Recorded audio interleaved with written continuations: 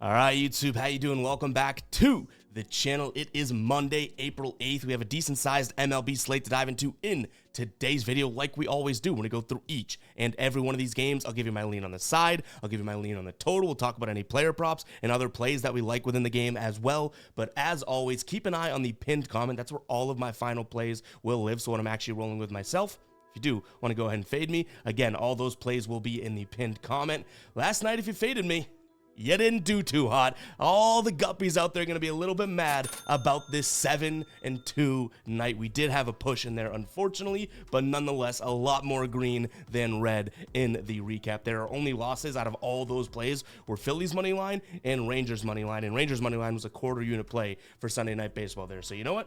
One more cha-ching there. A nice little night for ourselves. And then our shout out for the Daily Dinger is going to go to Mardi Gras here, calling Matt Olson to go yard. Matt Olson does indeed hit a home run, so shout out to Mardi Gras. If you guys don't know what the Daily Dinger is, just a way to get a shout out here on the channel. All you got to use is that hashtag Daily Dinger in the comments. Let me know who you think is going to hit a home run today, and then at random I'll pick someone that gets it correct and shout you out in the next video. So use that hashtag Daily Dinger. And because we don't have any NBA today, we'll also use the hashtag Ride of the Day. If you guys don't know what the Ride of the Day is, it's kind of our trademark sort of community engagement thing that we have here on the channel. All you got to use is hashtag Ride of the Day in the comments. Give me any play that you're rolling with, and I'll be jumping on board with one person's pick, giving you a shout out in the next video, win or loss. So make sure to use that hashtag Ride of the Day and Daily Dinger. We'll be giving shout outs like Oprah in tomorrow's video. But guys, before we do jump into this slate, I want to let you know that we're going live at around 4:30 p.m. here on the channel Eastern time. We're going to do, maybe build a MLB parlay, maybe a prize pick slip, that type of thing. So make sure to tune in, turn the post notifications on so you know when we do go live. But anyways, let's go ahead and jump into game number one here. It's not my favorite spot. We got Cleveland taking on Chicago. Cleveland looked pretty good in their series against Minnesota. Yesterday's game gets postponed, so it was only a 2-game series for now.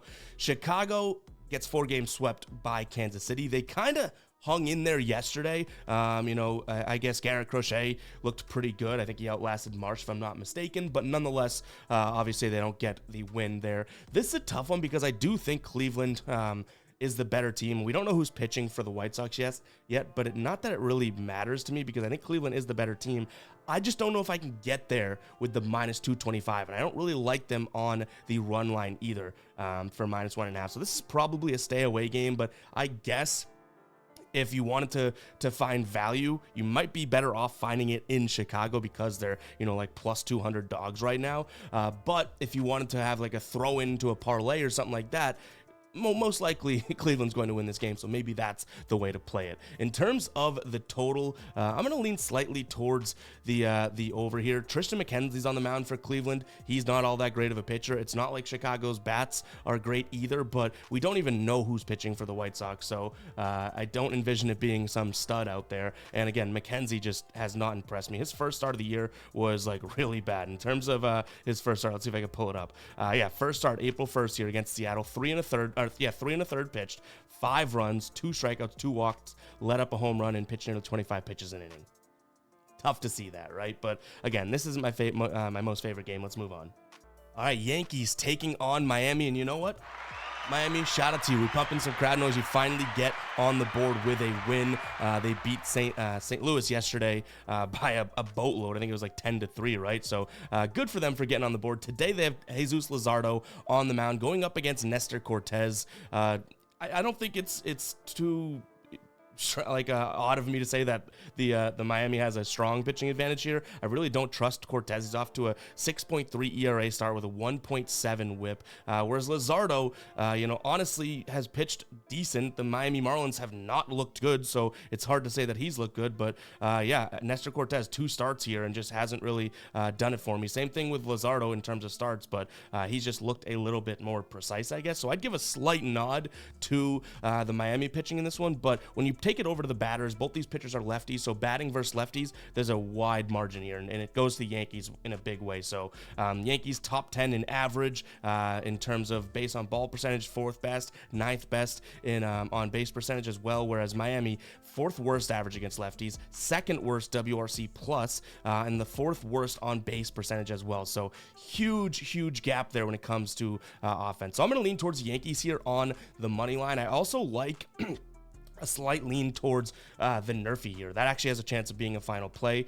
We've seen so far this season, Jesus Luzardo has hit this in both games. So he played Pittsburgh and the Angels, not the best of competition, but those Pittsburgh's bats have started the year off pretty strong. He's they're 2-0 to this line when he starts. The Nestor Cortez, both of the games that he's started, they have gone over in the first inning, but that was against Houston, that was against Arizona, 2 way better offenses than Miami, right? And we just got finished reading off Miami's stats against left-handed pitchers. They kind of stink. So I like the under today in the first inning. So we're probably Nerfy Nation today for the Marlins taking on the Yanks. I also don't mind taking a peek at Nestor Cortez's under and strikeouts. And you're probably like, well, what the hell? Like you said that this is a spot where, Miami stinks against lefties, but not when it comes to strikeouts. They actually are ranked 11th, so the 11th lowest strikeout percentage in the league right now against left-handed pitchers. So kudos to them. But right now, we can get that at -160 on BetMGM. Most other sportsbooks have this absolutely juiced. So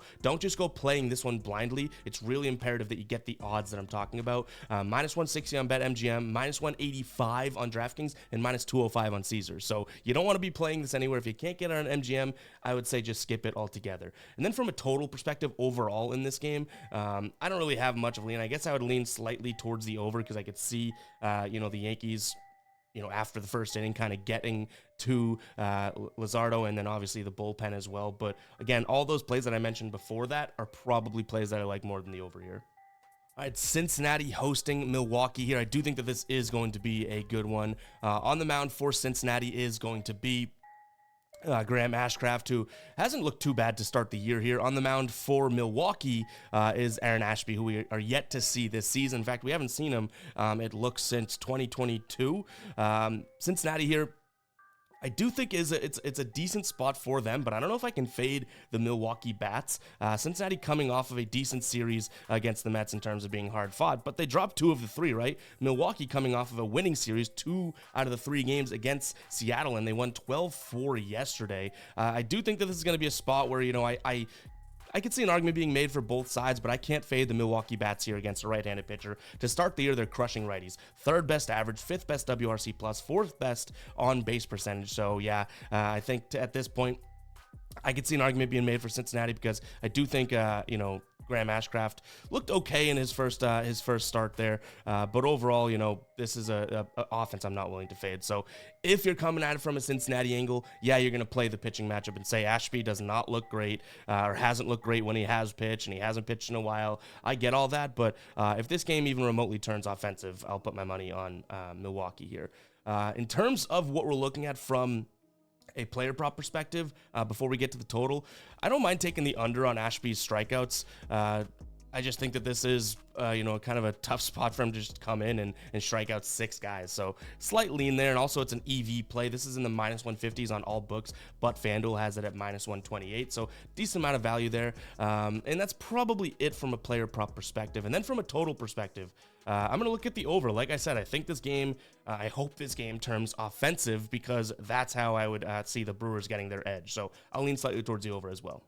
All right, Pittsburgh taking on Detroit. Pittsburgh coming out of a nice series against Baltimore, winning 2 of the 3 there. Detroit surprisingly losing 2 of the 3 against the A's. Detroit, they're underdogs today, which I don't mind someone saying, hey, I'm taking Detroit, but you do want to be weary of their offense here. Going up against Mitch Keller, which, isn't going to be necessarily the best of, I guess you could say, best matchups.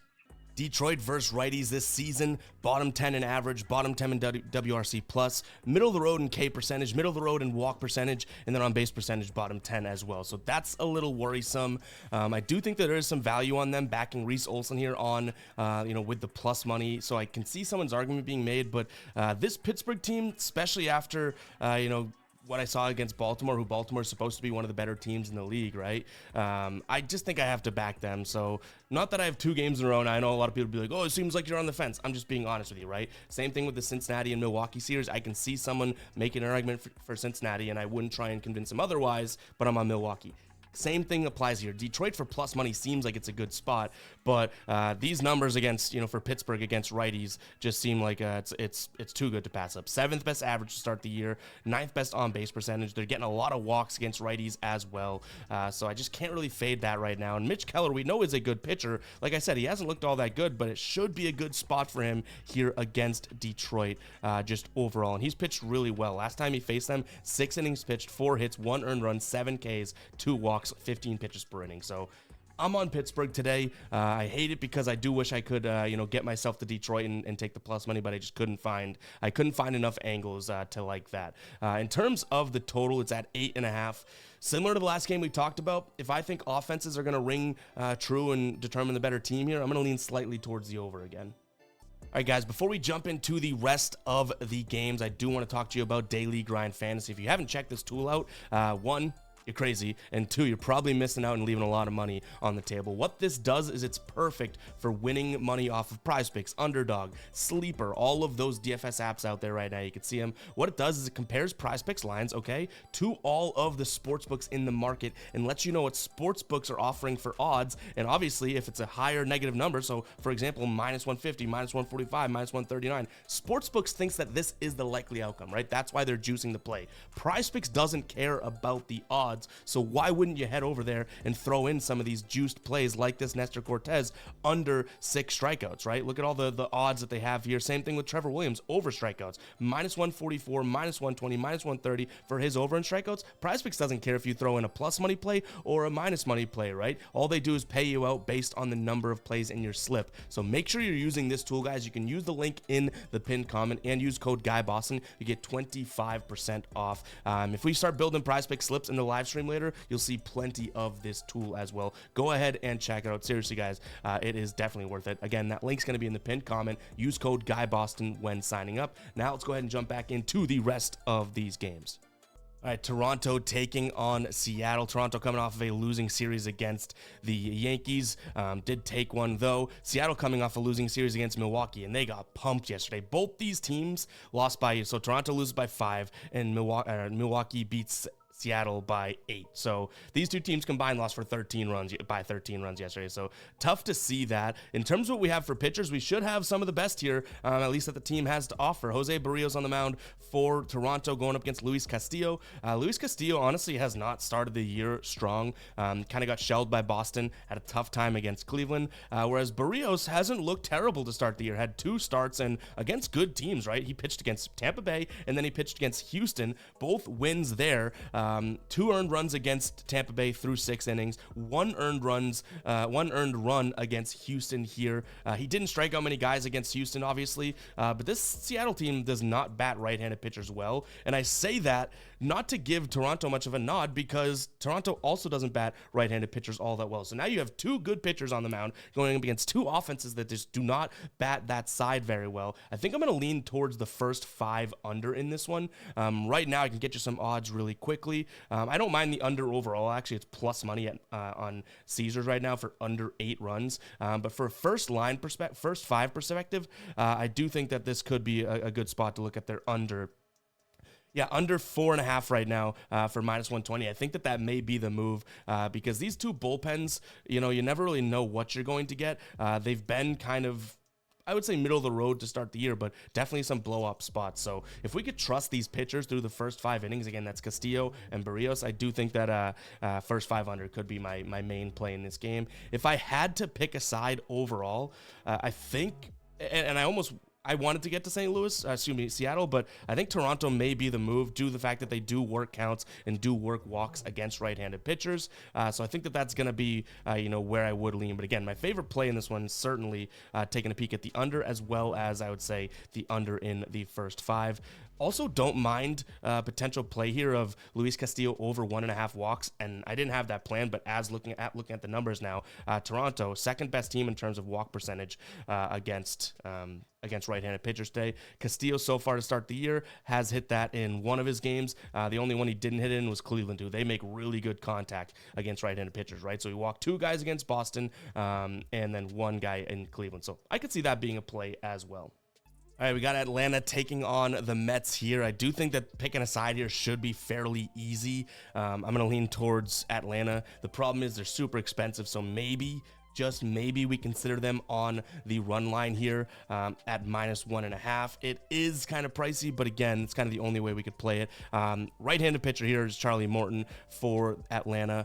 New York, second worst average against righties, worst WRC plus in the league, and then the second worst on base percentage. All those numbers, so average WRC plus and on base percentage for Atlanta, yeah, they're all number 1 in terms of facing a righty, going up against Julio Teheran, who has not pitched yet this season. But yeah, it just does not scream Mets in any way, shape, or form. So I'll lean towards Atlanta here. Morton looked good to start the year, 5 2/3. Now, caveat it with he faced against Chicago, who can't bat righties either. But 5 2/3, only 3 hits, 6 strikeouts on 0 earned runs, and 2 walks. So I'll give him credit there. But again, it's kind of like a cupcake game. But nonetheless, the Mets could be riding high, maybe a little bit too high after taking 2 of 3 against Cincinnati. This Atlanta team is a different beast. That series against Arizona, who is also a very good team, 6-5, 9-8, 5-2. You can't stop this offense, right now whatsoever. So I do think that this is a win for Atlanta. But again, it's kind of tough to take them because of the price, unless you're going with the money line, obviously, or excuse me, the run line. In terms of Atlanta's team total, you could go and get them for over 5 runs, which seems like it's a lot for decent odds at -118. Maybe that's something that you consider, but again, it's tough because their numbers are going to be so inflated based on how good they've been playing. From a total perspective, kind of aligned with what I just keep saying. Like, I can't really take an under when Atlanta's playing, especially going up against a matchup that they should crush, right? So I'll lean towards the over, and then a player prop I don't mind is some form of Ronald Acuna. Total bases maybe over 1.5 hits for +150 odds. That seems like there's some value there. His hits, runs, and RBI is also something that I would consider. So definitely a few spots that we could look at him. And the reason I like it as for him is lifetime against Teheran here, 6 plate appearances, 667 average, 4 hits, 1.167 slugging percentage, no strikeouts, no walks. He's been absolutely going off here. In terms of, he has 1 home run in those 4 hits as well. And I believe, I want to see, it's how many bases? 7 bases in those 4 hits. So, obviously one of those being a home run. So I do think that this is a good spot for him. And he's crushing righties too, 343 average against right-handed pitchers. He's going to get a lot of sinkers, in which he does not strike out much against. This may be a spot where we could take a flyer for, again, 2 hits from him for +145. It could happen, so keep an eye on that pinned comment. Next up, we have Minnesota taking on the Dodgers. This is a weird one to me. Honestly, the line kind of smells a little bit like a trap here, but nonetheless, I can't look anywhere else but Dodgers. This Minnesota offense needs to show me a little something before we get going. Now, they do bat left-handers better than they do righties. I'll give them that credit, but just overall, like this offense has not looked good to start the year, averaging under 3 runs for and over 4 runs against, whereas the Dodgers averaging 5.7 runs for to start the year. So I just can't take my eye off the Dodgers in this spot. Again, for the odds you're getting at -130 over on DraftKings, it just doesn't seem like that should make too much sense. So I'll lean towards the Dodgers here. Hopefully we can get them at a good price, and those lines don't update, or in the system that's not a glitch, because I would peg them more as like -155 favorites. So yeah. FanDuel right now, -136. DraftKings -130. Like, seems like the place to be is the Dodgers here. On the mound for them is James Paxton, going up against, which he looked good in his first start. 5 innings pitched, 0 earned runs, 5 Ks. He did walk 5 guys, though, going up against Bailey Ober, who looked horrendous against Kansas City in his first start. 1 and a third pitched, 8 earned runs, 3 home runs. Again, all in 4 outs of baseball. yikes. So give me the Dodgers here. In terms of the total, it's sitting at 8.5 right now. I don't necessarily think that Minnesota, like I said, yes, they bat lefties well, but I want to see some actual offense, not just, average hitting. So I'm going to lean towards the under because I don't think that they're going to carry their weight. The problem is I do think the Dodgers kind of tee off today. So I'm going to lean towards the under, but I'd much rather pull the trigger on Dodgers money line than I am, feeling strongly about the under. Next up, we got St. Louis taking on Philadelphia. Both pitchers are righties. We have Mikolas on the mound for St. Louis and then Turnbull on the mound for Philadelphia. Miles Mikolas not really looking strong to start the year, but again, small sample size, obviously, right? We can't necessarily just rag on a guy after a couple starts, and he looked a little bit better in that game against San Diego, but he faced the Dodgers in his first start. Like, what can you ask, right? It's kind of excusable. Going up against Spencer Turnbull here, who had a good outing in his first start against Cincinnati here. 3 hits through 5 innings, 1 run, wasn't even an earned run, and then 7 Ks, no walks. So I'll give him a little bit of credit, and I'll give the pitching edge to him. The thing where this gets a little interesting is just how, I don't want to say how bad, but honestly, like how bad these offenses have been to start the year against righties, and both these pitchers are righties. They're literally bottom 10 in every single category. St. Louis being a little bit better here, but that's where I'm saying it kind of gets confusing because I'm giving Philadelphia the pitching edge slightly. There's a slight offensive edge there as well when it comes to St. Louis. So now you have 2 edges, and it's like, well, what do we trust? I think Philadelphia is kind of underplaying right now. So I'm going to lean towards them at some point. I think they snap out of this, I don't want to say bad baseball, but like we could be real, right? Like a 4-5 start, and you had the Cincinnati and Washington series. Like I think that they expected a few more wins there. They split that they went 3-3 through those 2 series. So I think that they turn it around to some degree. Give me Philadelphia in this one, kind of trusting the arm of the pitcher. And then in terms of a total, I think it goes under. I don't necessarily think that this is a low-scoring game, but I think it probably finishes right around 7 or 8 runs, which would keep it under. And then from a player prop perspective, I think I'm considering over 1.5 walks for Mikolas. He's not really a walk guy, but if there's one category that Philly's actually been good against right-handed pitchers in, it's walks. 11.4%, based on ball percentage, which is good enough for 4th best in the league against right-handed pitchers. This is a guy that is, again, not going to throw many walks or have many walks, but he has done it in one of his 2 starts so far this season. It was against the Dodgers. So hopefully he's a little wild today because for plus money, over 1.5 walks pays plus 110 right now over on BetMGM. So it could be a nice play for some plus money. By the way, guys, adding this in here after the fact, I also like Trey Turner's over in total bases there. Right now, you can get that for near even odds on FanDuel. It's 1.5. He's hit that so far this season, only in 3 games, but he's got a great matchup against Mikolas. 263 batting average since 2018 against him, 5 hits, 8 total bases, 3 extra base hits. His batting average jumps about 20 points when facing off against a right-handed pitcher as well. He loves the fastball. That's Mikolas' first pitch. Loves the sinker. That's his second pitch. The slider gets a little bit dicey, more of a strikeout pitch, but his WOBA jumps as well in that. So just wanted to kind of jump in here before we move on afterwards and let you guys know that's also a player prop that I am considering. All right, next up, we got Texas taking on Houston. We were wrong about this one last night. It was one of our 2 losses out of all those plays. Texas loses 3-1. But honestly, that was a closer game than people would think. Blanco went out there and pitched like 5 hitless innings again. Finally let up a hit later on in the game. But Yordan Alvarez was the sole source of offense for the Houston Astros. He had a 3-run home run, and would you look at that? They won 3-1. You know what I mean? So I don't want it to get too misconstrued that Houston crushed them. It was really one bad pitch from Dunning that led to that, which that's how baseball works sometimes. But I think Texas bounces back here today. You have 2 lefties on the mound. I'm not going to say that, Valdez is much better than Heaney, and I wouldn't say Heaney's much better than Valdez. Technically speaking, Valdez should be better than him, I would say, but I feel like we haven't really seen consistent Valdez much. Now, he did go out there and shove in his start against forget who they played, but his first start, he went like almost 8 innings, right? So he did look good. So to start the year, he definitely looks better.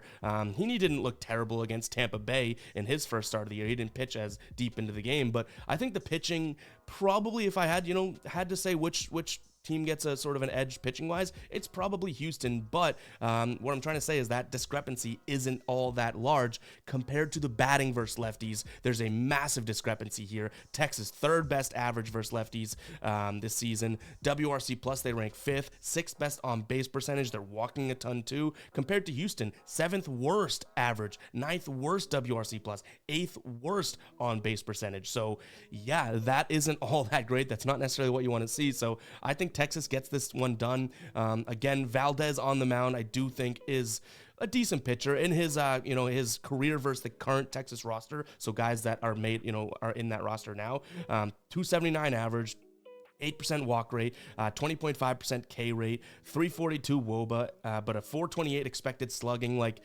it's middle of the road or good, so I'll give him a little bit of credit there. But Heaney and both these guys have tons of plate appearances against for facing their current roster. Heaney here, 289 average, 384 WOBA, expected batting average of 249, and a 16% K rate. So again, the pitching matchup I think is a little bit closer than some may think, but that offense is going to be where I kind of see the separation. So I'm going to lean towards Texas. I want to take Valdez as under in strikeouts, but I know the minute I do that, that he probably goes off. But this dude pitched 7 2/3 last game against Toronto. Now I see that, and only had 5 strikeouts, so that he's not striking out all that many guys. He did have 5 through in his opening day start, had 5 through 4 2/3, so he's shown that he could do it. But 2 games into the season, no strikeouts against a Texas team that it's not like they're going to go out there and strike out a bunch against right-handed pitchers, and he's a sinker pitcher. If you filter to sinkers for Texas, all of their K percentages drop, which is a good thing. So I could consider his under in strikeouts, to be honest, but I have a feeling he's going to go out there. And like I said, I'm giving them the slight edge. I have a feeling he's going to have a decent pitching night, which kind of also leads into what I think about the total. It's a little bit too high for me. We just saw a 3-1 game. This is like playoff baseball between these two, to be completely honest. So I think that this is another low-ish scoring game, but I think it flips. I think Texas maybe scores, 4 runs and Houston scores 2, that type of thing, but still under, double digits. All right, Colorado hosting Arizona here. This one should be fairly obvious where we're going with it. I like Arizona in this spot. They're coming off of 4 straight losses. This is such a get-right series for them. It's not even funny. And they have Gallen on the mound today. So give me Arizona here on the money line. We're definitely going to be paying a lot of juice if we do roll with that. So maybe we'd consider the run line because, again, this is going to be a spot in which, they're in Colorado. Baseball should fly according to the altitude. Screw that thing. But nonetheless, I do think that there's some pull away potential, right, for Arizona. Another spot that I'd consider here is Arizona first 5 team total over. Right now, 3.5 is the line offered on DraftKings for plus 115. I like that. If we can get 2.5, I might like that more. Their total for the game, you're looking at right around over 6.5 for decent odds. So I think I might lean towards that first 5 a little bit more because I do think that they tag on Freeland here. Arizona to start the year against left-handed pitchers, which Kyle Freeland's pitching for Colorado. Second best average, 4th best WRC plus, 4th lowest K rate, which is obviously good, and then 5th best on base percentage. Colorado, middle of the pack or worse in terms of all their stats against right-handed pitchers, which they have Zach Gallen today, who also has a really good track record against this team. 217 average against, 273 WOBA, 28.1 K rate. Like this is a good spot for Zach Gallen to deal in Arizona to kind of get things right. In terms of a total, guess I'm leaning towards the over as well. All right, Angels taking on Tampa Bay. To me, this is a Tampa Bay spot. I feel like overall, they've played underwhelming baseball, 5-5 to start the year, but they do have Eflin on the mound here, who I do trust. He's looked pretty good through 2 games. They only won 1 of the games that he's pitched in, but 6 1/3 last game, 5 hits, 1 earned run, 5 Ks, and 1 walk, 13 pitches per inning. So a few quick innings in there, going up against an Angels offense who do not fare very well against righty pitchers. So that's a plus for them, and they're pitching a lefty in Tyler Anderson today, who actually looked very good. Like, I'll give Tyler Anderson credit for his start against, who did they pitch against? Miami, right? So I guess we could take a little bit of credit back because it is Miami, but nonetheless, look really good. 7 innings pitched, 0 earned runs, 5 Ks, 11 pitches per inning, 4 hits. Like, definitely look good, but Miami, Tampa Bay, two different offenses, right? This is a Tampa Bay team against left-handed pitchers, top 10 in pretty much every category, except they do strike out a decent amount. So there is that. But yeah, overall, I think it's a Tampa Bay game all day long. In terms of the total of this one, I'd like to lean towards the over because I think the Rays are going to score a decent amount of runs, but I don't really see how the Angels tag Eflin. So I'm going to lean towards the under for the game, maybe a potential look at the over for team total of Tampa Bay. All right, we got San Diego hosting Chicago here. Chicago coming off of, honestly, quite impressively, a winning series against the Dodgers. They went up against Miller, Yamamoto, and Stone, so take that for what it's worth. They didn't have to face Glasnow or anything. San Diego coming off of losing a series against San Francisco. It's kind of funny. They've played, 12 games now, and you strip out the 2 against the Dodgers, they've played 10 games, right, since the true opening day, and 7 of those games have been against San Francisco. Kind of wild. But nonetheless here, like I said, we have Yu Darvish on the mound for San Diego, and then on the mound for the Cubs is going to be Javier Canesada. I do think that he looked better than I would have thought. Now, it was against Colorado, but he still shut him down. 6 innings pitched, 4 hits, 0 earned runs, 5 Ks, 1 walk. Yu Darvish has been kind of a mixed bag in my opinion so far. He's looked decent, right? Had a good sort of outing in that game against the Dodgers in night number 1. Then true opening day looked good against San Francisco. He pitched against St. Louis, and that was probably his worst start of the year, but he pitched 7 innings. So far, so good for him. I think where the discrepancy of this game is going to come in is going to be the offense. Chicago tagging right-handed pitchers right now. In terms of how Yu Darvish has been against this Cubs offense, pretty good, so maybe he suppresses them just a little bit, but overall, I think based on the value here, you can get the Cubs for some decent plus money at plus 120. I think that's gonna be where my lean is. But not to sound like a broken record here, but I could definitely see an argument being made for San Diego because I think there's a clear pitching edge there for sure, especially with Yu Darvish having a good track record against the current guys on this team, right? But nonetheless, give me the value team. I do think that is the Cubs playing some good baseball right now. The total sitting at 7.5. If the Cubs win this game, I think it's going to come from offense, not necessarily from Javier Assad shutting down San Diego. So I'm going to lean towards the over in this spot. All right, San Francisco taking on Washington, and we have Blake Snell, now a member of the San Francisco Giants. I do think that this is obviously a spot in which, we lean towards San Francisco because of, 1, Blake Snell, but 2, overall, this is a Washington team that just has not looked all that great against left-handed pitchers. And they're yet to win 2 games in a row this season. I don't really see them, going from taking on Philly in Washington to flying over to San Francisco, playing today against a Cy Young caliber pitcher. So I'm going to lean towards San Francisco in this one. Unfortunately, it is a minus 200 and beyond play, so probably not going to be a straight up play, but I could consider them on the run line. Minus 114 odds looks like it's the best you're going to get right now. Actually, no, minus 110 over on DraftKings, so maybe that is the move. In terms of the total, I'll lean towards slight under because I do think that he's going to really make it tough for Washington to score today. But guys, it's going to wrap it up for today's show. Hope you guys did enjoy. If you did, you know what to do. Hit that like button, hit that subscribe button as well. Make sure you tune into the live stream at 4:30 p.m. Eastern time. If you made it this far into the video, comment 4:30. Let me know that you made it this far. I appreciate everyone's support as of late. We crushed. Again, one last look at the games yesterday. We absolutely crushed yesterday. We'll take it. Do we parlay that and roll it into today with the momentum? Hopefully we do have some good looks and spots that I like in today's slate. So hopefully we do have another positive day. But even if we don't, hey, you're free to fade me, right? We'll catch you guys in the next one. Peace out.